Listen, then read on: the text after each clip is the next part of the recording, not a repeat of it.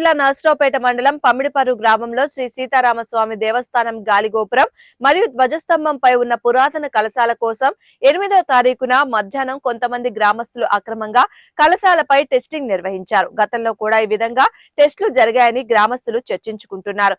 ఇప్పటికైనా ఉన్నతాధికారులు ఈ ఘటనపై స్పందించి పురాతన దేవాలయాలను వాటి సంపదను కాపాడవలసిందిగా ఆలయ ధర్మకర్త దాసరి వెంకట సత్యనారాయణ కోరారు. ఆలయానికి సంబంధించిన సీసీటీవీ ఫుటేజ్ లో నర్సరావుపేట రూరల్ పోలీస్ స్టేషన్ నందు ఫిర్యాదు చేశారు. నా పేరు వెంకట సత్యనారాయణ సార్. మాది పౌడమర్రి గ్రామం. ఆ పౌడమర్రి గ్రామంలో మా పూర్వీకులు చాలా పురాతనమైన రామాలయం నిర్మించారు. ప్రస్తుతం నేను ఆ గుడికి ధర్మకర్తనే ఉన్నాను.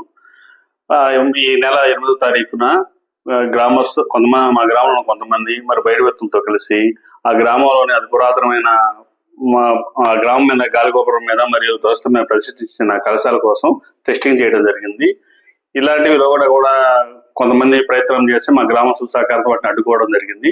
కానీ ఇలాంటిది మరి మధ్యాహ్నం గ్రామస్తులను బయట వ్యక్తులు కలిసి ఇలా జరగటం గ్రామంలోని అందరికీ దేవాలయం మీద అదొక భయాన్ని కలుగజేస్తుంది.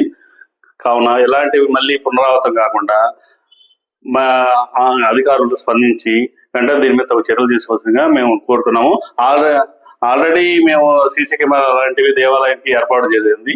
దాంట్లో సీసీ కెమెరా రికార్డ్ అయిన ఆ దృశ్యాలను మేము పరిశీలించిన పిమ్మట ఈరోజు మేము రూరల్ సిఐ గారిని కలిసి దాని మీద మేము కంప్లైంట్ చేయడం జరిగింది.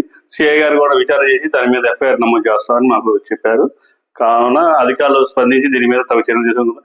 ఇలాంటివి మళ్ళీ పునరావృతి హిందూ దేవాలయాల మీద దాడులు ఇలాంటివి ఖండించకపోతే భవిష్యత్తులో హిందూ దేవాలయాలు అనేవి ఇబ్బంది కనుమరుగైపోతాయి. కావున అందరూ స్పందించాలి. జై శ్రీరామ్.